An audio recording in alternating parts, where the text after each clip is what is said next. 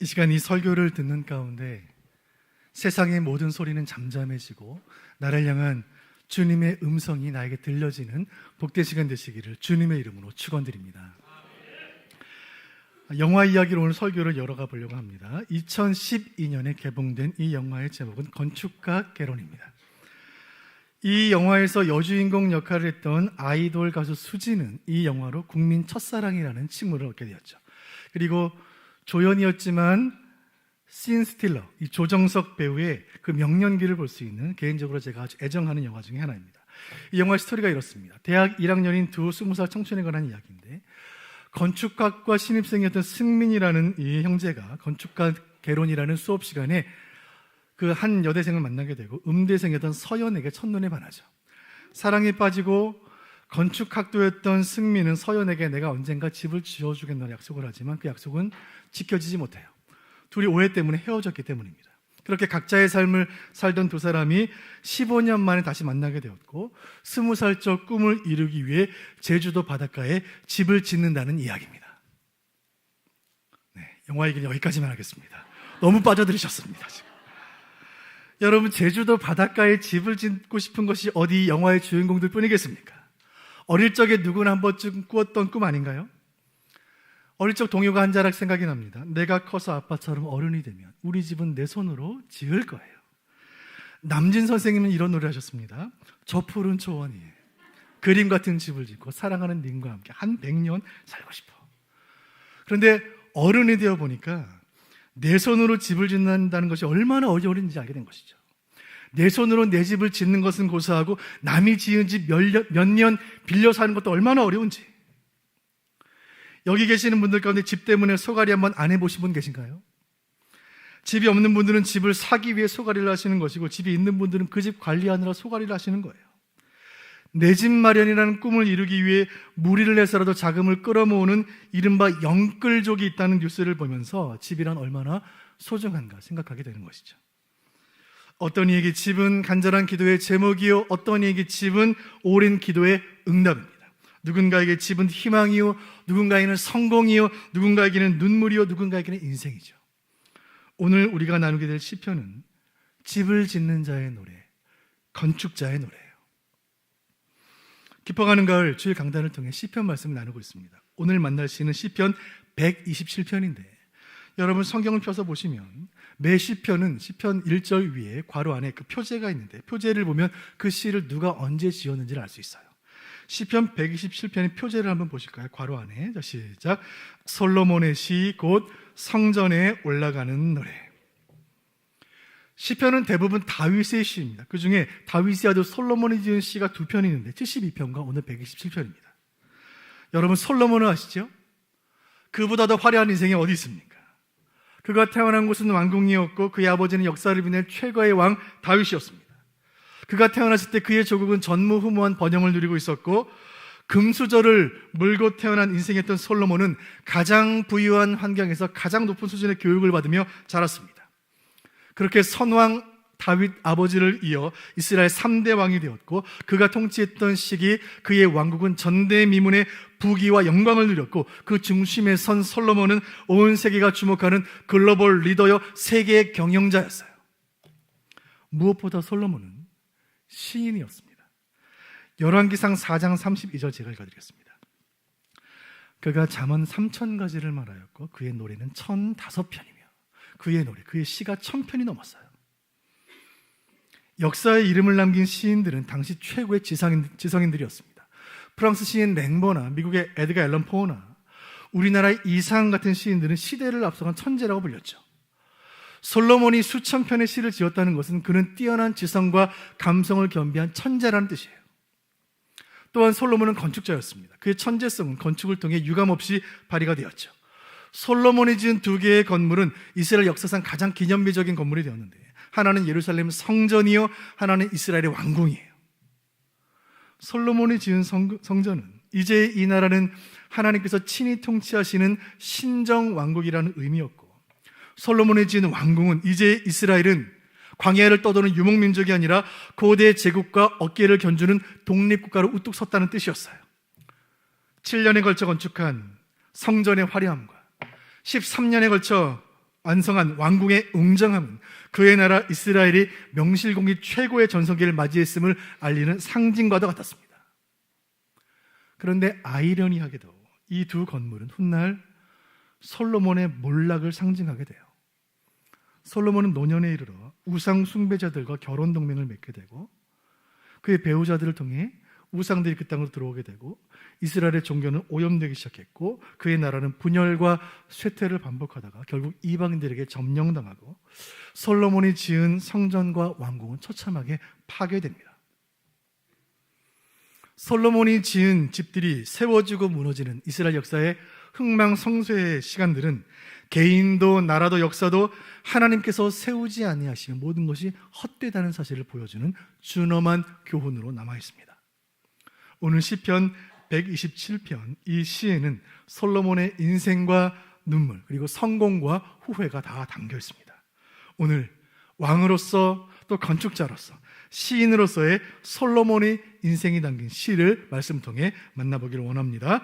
솔로몬은 이 시를 통하여 우리 신앙과 인생에 있어서 중요한 세 가지 질문을 던지고 있는데 그 질문을 차례로 말씀을 통해 살펴보도록 하겠습니다.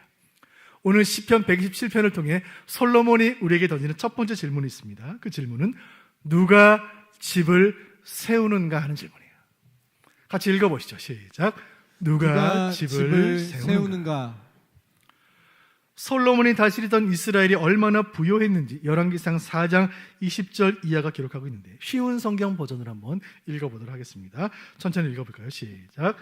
유다와 이스라엘에는 바닷가의 모래알처럼 많은 백성들이 있었습니다. 백성은 먹고 마시며 즐거워했습니다. 솔로몬은 유프라테스 강에서부터 블레셋 사람의 땅에 이르는 모든 지역과 이집트 국경에 이르는 곳을 다스렸습니다. 25절 솔로몬이 살아있는 동안 이스라엘과 유다 백성들은 각자 자기의 무화과 나무와 포도나무 아래에서 평안을 누렸습니다. 아멘. 솔로몬의 이스라엘은 부유했고 풍성했습니다. 탄탄한 경제력을 바탕으로 국력이 강성해지자 그 나라를 침공하는 나라가 없었고 이스라엘 땅에는 평화가 찾아왔죠. 그리고 이 태평성대 위에 지어진 솔로몬의 건축물들을 보세요. 최고의 장인들이 최고의 자재를 통해 지은 예루살렘의 성전을 사람들은 솔로몬이 지었으니 솔로몬의 성전이라고 불렀습니다. 그리고 장장 13년 동안 지어진 그 나라 국력의 상징이요 화려함의 정수인 솔로몬의 왕궁은 바라보는 이스라엘 백성들의 마음을 웅장하게 만들었어요. 솔로몬은 명실공히 한 나라의 건축자여 한 역사의 건축자였습니다. 그런 그의 고백이 시편 127편 1절입니다. 건축자의 고백이에요. 같이 보시죠. 시작.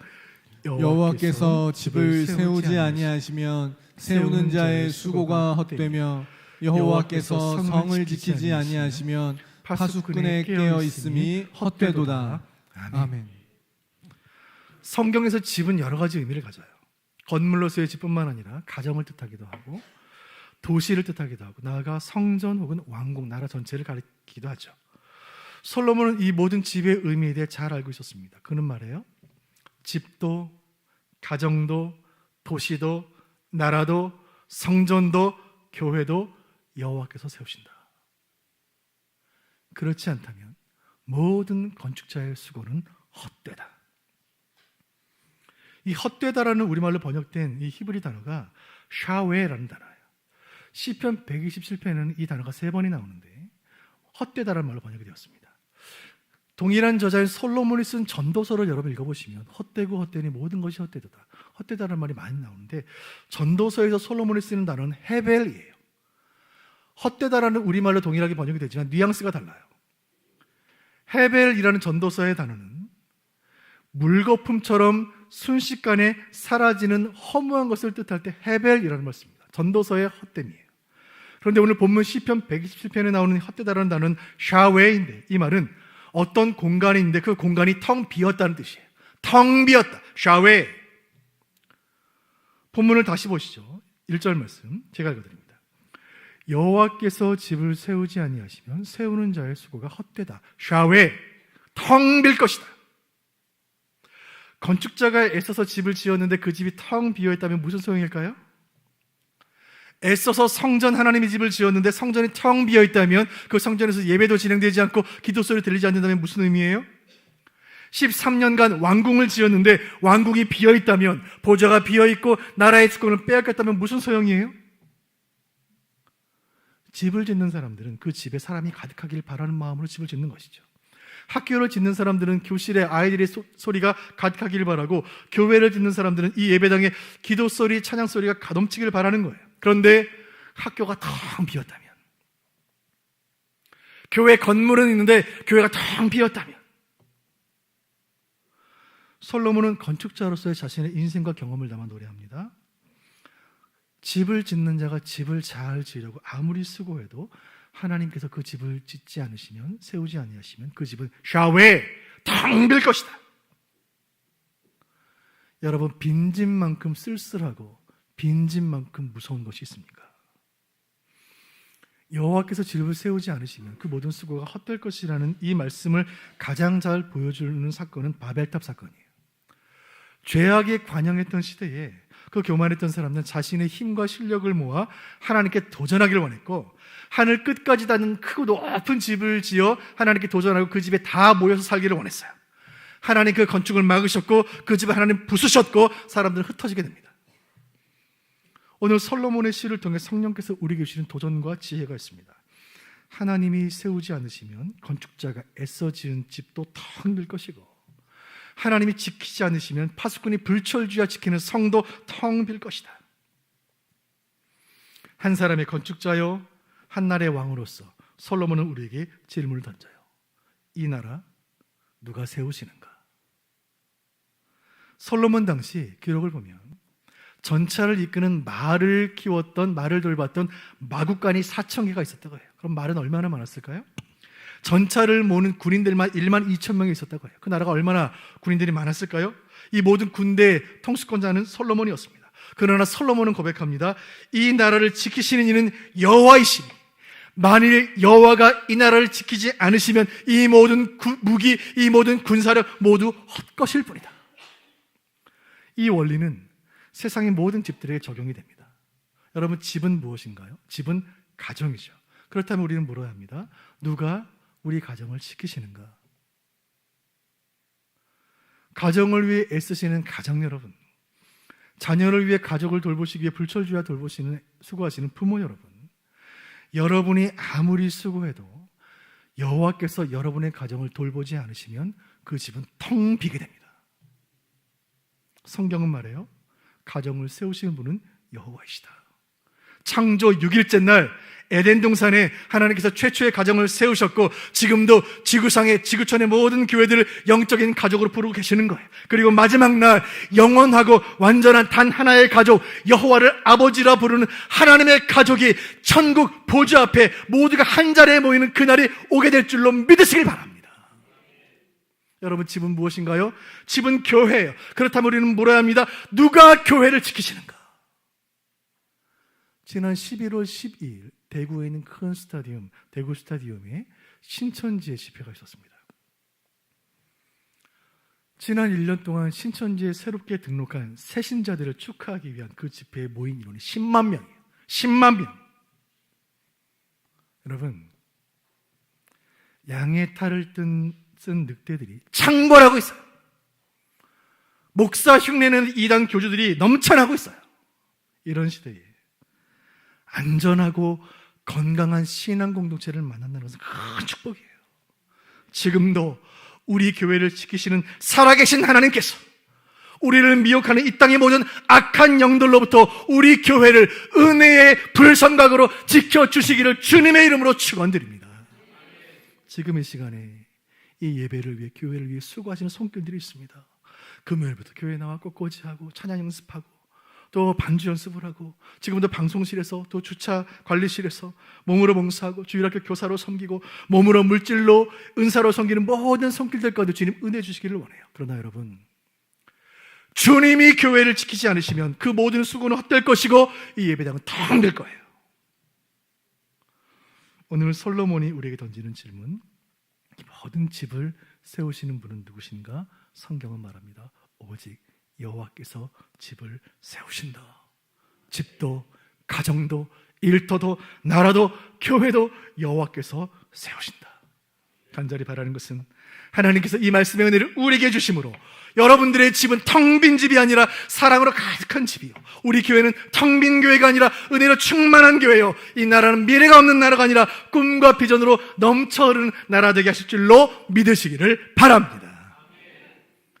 오늘 솔로몬의 시를 통해 우리에게 던지시는 두 번째 질문은 누가 잠을 주시는가 하는 질문이에요. 같이 읽어보실까요? 시작. 누가 잠을 주시는가? 본문 2절 말씀 같이 보겠습니다. 시작. 너희가 일찍이 일어나고 늦게 누우며 수고의 떡을 먹음이 헛되도다. 그러므로 여호와께서 그의 사랑하시는 자에게는 잠을 주시는도다. 아멘. 이 시는 지금으로부터 3,000년 전에 지구 반대편 이스라엘 땅에서 솔로몬이 기록한 시예요. 하지만 3,000년의 시간과 공간을 뛰어넘어 이 시는 바로 오늘날 2023년 11월 우리들의 모습을 그대로 보여줘요. 다시 이 말씀 보여주세요. 2절. 일찍이 일어나고 늦게 누우며 수고롭게 떡을 먹는 모습, 딱 우리들의 모습 아닌가요? 여러분, 우리는 잠 못 들게 하는 세상 가운데 살아가고 있습니다. 대한민국 직장인들 얼마나 일찍 출근합니까? 얼마나 늦게 퇴근해요? 밤새도록 사무실에 야근하는 사람들로 인하여 불이 꺼지지 않는 거예요. 대한민국 학생들 아침 일찍 학교 갔다가 밤늦게 학원에서 돌아오는 거예요. 밤 10시까지 학원 가는 불야성을 이루는 거예요. 대한민국 주부들 치솟는 물가 때문에, 요동하는 집값 때문에 잠 못 드는 것이고, 지금도 지구촌 곳곳에서 벌어지는 전쟁 때문에 군인들, 민간인들, 정치인들 잠을 못 자는 거예요. 신방을 하다 보면 불면증으로 고통받는 분들 종종 만납니다. 그리고 우리 자신도 잠 못 드는 밤을 보내게 될 때 어른들의 말 가운데 잠이 보약이라는 말이, 참 진리의 말씀인 걸 깨닫게 되는 거예요. 잠이 보약이에요. 잠자는 동안 지친 뼈가 치료되고 면역력이 회복이 돼요. 잠자는 동안 나쁜 기억은 사라지고 감정이 조절이 되는 거예요. 반대로 잠이 부족하면 기억력이 떨어지고 집중력이 감소되고 스트레스를 받아 자꾸 음식을 먹게 되고 살이 찌게 돼요. 24시간 이상 잠을 못 잘 경우에 혈중 알코올 농도 0.1%의 상태가 되는데, 혈중 알코올 농도 0.1%로 운전하면 면허 취소예요. 과거에 구소련 체르노빌 폭발 사건이나 우주왕복선 챌린저 폭발 같은 참사의 경우 그 원인이 근무자의 수면 부족이었다는 사실은 우리에게 무엇을 말해줍니까? 잠들지 못하는 것은 고통이요 형벌이에요. 솔로몬은 질문합니다. 일하느라 잠 못 자고, 공부하느라 잠 못 자고, 경쟁하느라 걱정하느라 잠 못 드는 시대에 누가 우리에게 잠을 주시는가? 누가 우리에게 평강을 주시는가? 성도 여러분, 이 시간 솔로몬을 통해 성령께서 주신 하나님의 음성이 여기 있습니다. 제가 읽어드립니다. 그러므로 여호와께서 그의 사랑하시는 자에게 잠을 주시는도다. 저는 이 말씀을 묵상하면 목자의 품 곁에서, 앉아있는 목자의 곁에서 잠들어 있는 양이 떠올라요. 여러분, 양은 절대 아무 데서나 잠자지 않아요. 양은 안전한 곳에서만 잠이 들어요. 왜요? 양은 자신이 약하다는 사실을 알기 때문이에요. 양에게는 날개도 없고 이빨도 없고 뿔도 없고 발톱도 없어요. 양은 가장 약한 존재이기 때문에 오직 목자 곁에서만 잠들어요. 목자가 내 곁에서 내가 잠들어도 밤새 나를 지켜준다는 확신이 있을 때 비로소 양은 잠이 들어요. 여러분, 잠 못 드는 밤을 보내고 계십니까? 연약한 우리를 지키시는 선한 목자께서 밤새도록 여러분 곁을 지키시는 줄로 믿으시기를 바랍니다. 세상은 우리를 잠 못 들게 하지만 그의 백성인 우리에게 잠을 주시는 분, 세상 어디에도 평강이 없지만 우리에게 평강을 주시는 분, 그 하나님 앞에 나아가는 것, 이것이 성도의 지혜요 우리가 살 길이라고 오늘 성경이 우리에게 말씀하고 있는 거예요. 저는 날마다 기도합니다. 주여, 우리에게 모든 성도들에게 평안을 주시기를 원합니다. 주여, 이번에 수능을 본 모든 자녀들, 그 부모들에게 단잠을 주시기를 원합니다. 주님, 병상에서 신음하고 물질로 염려하고 미래를 불안해하는 우리에게 모든 성도들, 저들의 영과 육이 주 안에서 잠을 자게 하여 주옵소서. 간절히 바라는 것은 우리를 잠 못 들게 하는 모든 염려를 이 시간 주님께 맡겨드리고 사랑하는 아버지 품에서 단잠을 누리는 여러분 되시기를 주님의 이름으로 축원드립니다. 오늘 시편을 통해 던져지는 세 번째 질문이 있습니다. 그것은 누가 상을 주시는가 하는 질문이에요. 누가 상을 주시는가? 같이 읽어보시죠. 시작. 누가 상을 주시는가? 오늘 시편 127편 1절에서 만나는 솔로몬은 위대한 건축자였습니다. 2절에서 만나는 솔로몬은 인생의 지혜자였습니다. 3절에서 만나는 솔로몬은 건축자도 아니고 지혜자도 아니고 왕도 아니고 시인도 아니에요. 시편 127편 3절에서 만나는 솔로몬은 한 사람의 아버지예요. 솔로몬은 다윗의 아들이요 르호보암이라는 인물의 아버지였습니다. 솔로몬은 건축자로서 왕으로서 시인으로서 모든 것에 성공했지만 딱 한 가지 실패했으니 가정에 실패했어요. 솔로몬은 이방 여인들, 우상 숭배자 여인들과 결혼을 했고 그것이 그 나라를 쇠퇴하게 하는 원인이 되었습니다. 솔로몬이 낳은 아들은 르호보암이었는데 이 르호보암 때 나라가 둘로 쪼개져요. 솔로몬은 가정에 대한 실패와 후회와 아픔을 담아 이 땅 모든 부모들에게 교훈합니다. 그 교훈이 127편 3절입니다. 같이 보겠습니다. 시작.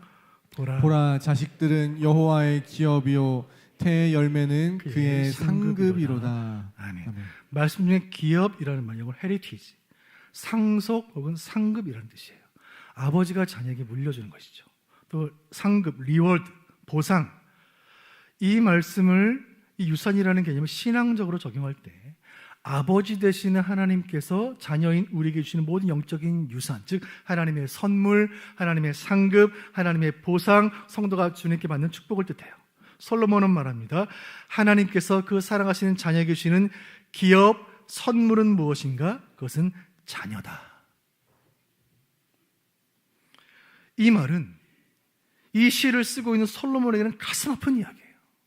솔로몬에게 자녀는 아픈 손가락이었어요. 인생의 유일한 실패였어요. 그의 아들 르호보암은 조부 다윗의 믿음도 붙인 솔로몬의 지혜도 물려받지 못했습니다. 다윗 시대의 영광도 솔로몬 시대의 부유함도 아무것도 내 아들이 계승하지 못한 거예요. 그러나 솔로몬은 말합니다. 이 연약한 아들, 이 부족한 아들이 하나님이 내게 주신 상급이다. 사랑하는 부모 여러분, 여러분에게 자녀는 과연 상급입니까?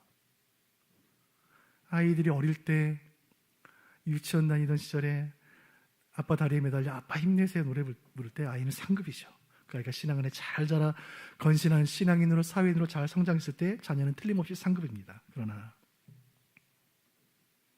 열이 펄펄 나는 아이를 안고 새벽까지 잠 못 들고 있을 때 그때도 아이는 상급인가요? 아이가 커가면서 믿음 생활 잘하지 못하고 내 기대에서 자꾸 벗어나고 이제 다 자란 자녀가 앞가림 제대로 못하고 그 자녀가 평생 내가 져야 십자가처럼 느껴질 때 그때도 자녀는 상급입니까? 솔로몬은 그렇다라고 말해요. 제가 이전 교회 사역할 때 만났던 우리 정 집사님은 참 신실한 신앙이셨습니다. 지적 장애가 있는 딸을 남편 없이 홀로 20년 넘게 키우면서도 늘 밝은 표정을 잃지 않으셨어요. 어느 날 제자 훈련을 하는데 집사님이 말씀 나누는 중에 솔직히 고백하셨어요. 목사님, 장애 아이를 키우면서 참 화날 때가 있습니다. 사람들이 저에게 와서 그 아이가 하나님 선물이에요 말할 때 정말 우라통이 치밀어요. 왜 장애 아이가 선물인가? 장애 아이를 키워본 적도 없는 아이들이 왜 함부로 저런 말을 하는가? 이제 20살이 넘은 큰 딸이 길을 가다가 거품을 물고 쓰러져 간질발작을 일으킬 때 이제 엄마보다 더 큰 몸을 이기지 못해 그저 그 옆에 같이 앉아서 같이 울어본 적이 있는지, 만일 엄마인 내가 먼저 세상을 떠나면 이 아이를 어찌 될 것인지 그 생각만 하면 지금도 잠을 잘 수 없는데 왜 아이가 하나님 선물인가? 너무 화가 나요. 어느 날 구청에서 집사님께 전화가 걸려온 거예요. 아무개 씨 되시죠? 20년 넘게 장애 아이를 잘 키워오셨는데 다른 장애아 부모님들에게 배워서 강의를 해줄 수 있을까요? 강사사배가 된 거예요. 집사님 저에게 달려왔어요. 목사님, 제가 강사가 되었어요. 저는 배운 것도 없고 저는 아무것도 안 했는데 제가 강사가 되었어요. 왜 아이가 하나님 선물인지 이제 알겠어요. 왜 하나님이 은재를 나에게 보내셨는지 이제 알겠어요.